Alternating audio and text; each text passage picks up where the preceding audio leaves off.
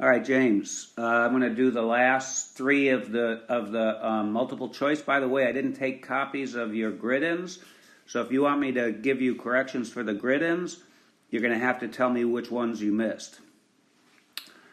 All right. So remember to do that, and I'll send you those corrections either later tonight or tomorrow.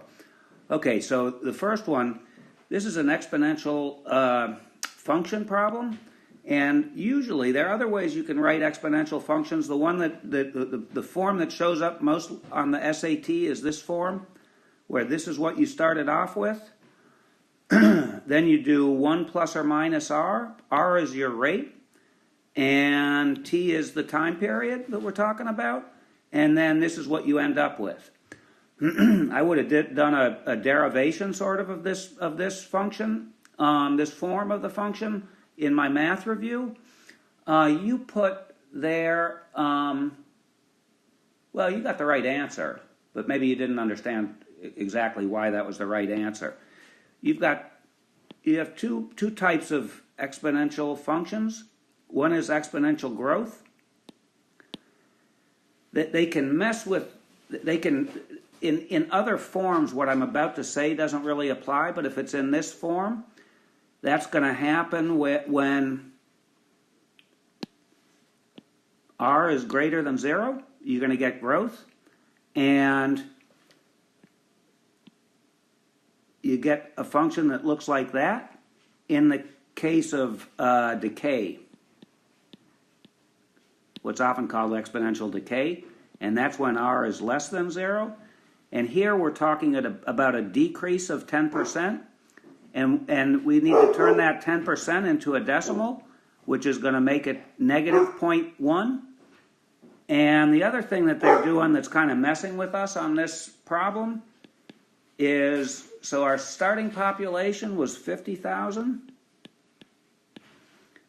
We've got a decrease of 10%, so that's 1 minus 0.1 is 0.9. And then the other thing that they're doing is they're saying that that 10% decrease only happens fully once in every 20 years. So we want, when t equals 20, we want our exponent to be 1. And the way we're going to do that is by getting t over 20. So when t equals 20, this is going to be 1, and that full 10% decrease will kick in. All right, I'm going to go to the next one, 29. And here, I'm going to fill in, I'm going to say we have females, we have males, we have a total, and we have left-handed and right-handed. All right, there are 5 times as many right-handed females as there are left-handed female students. So if I call this X, I want this number to be 5 times as great, and so I'm going to call that 5X. There are 9 times as many right-handed students as there are left-handed students. I need to use a different variable. I'm going to call it Y.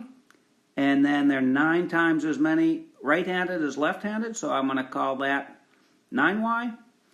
And then let's see, I've got this total is 18, this total is 122, and now we have a system of equations that we've generated. We know that x plus y has to equal 18, and 5x plus 9y has to equal 122.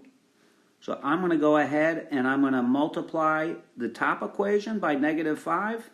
That's going to give me negative 5x. That's so that my x's cancel. Minus 5y equals negative 90. And then below it, I'm going to write the second equation.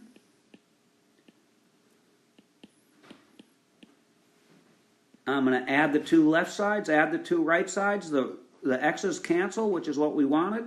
And I'm going to be left with 4y equals 32. So y equals 8. And then going back to this, or really here, I guess we could say, then if y equals 8, x equals 10. And then the question is, what is the probability that a right-handed student selected at random is female? So our big group, we're only looking at right-handed students. Oops, that was weird. But you get the point. So we want right-handed students, and then our smaller group is what are the chances that that the right-handed student's gonna be a female, and we're gonna let how many female right-handed students do we have? 5 times 10 is 50, and so we get 50 over 122, and that's roughly speaking equal to 0.41. So that's that one. I'm gonna see if I can fit the next problem here. You know, sometimes I remember the first time I solve a problem, and this would be one of them.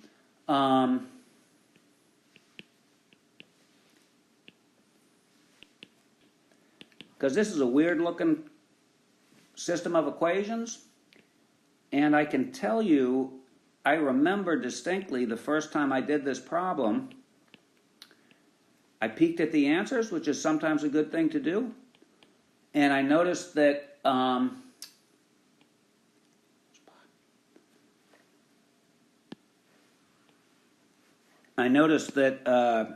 the B's and C's disappeared.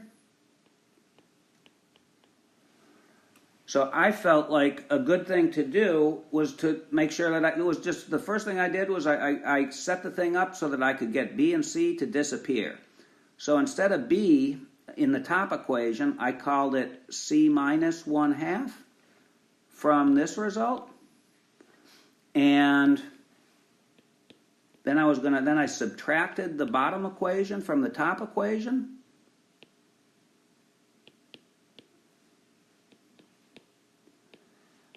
I wasn't exactly sure where I was headed, but I knew that at least I'd accomplished something positive, which is I would get rid of my B's and C's. So I'm going to subtract this equation from this equation, and we're going to get 3x minus 3y minus 1/2 equals 5x minus 5y.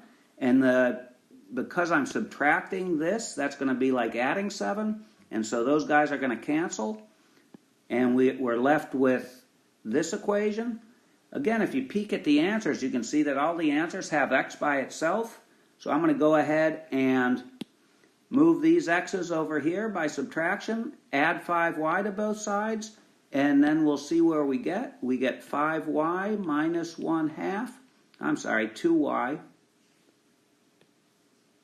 2y minus 1/2 equals 2x. We want to get x by itself, so divide both sides by 2, and I'm going to flip the equation around, and I'm going to get x equals y minus 1/4, and that is answer choice A. And that's all I can do until you tell me what you have for grid end mistakes. Okay, thanks, James.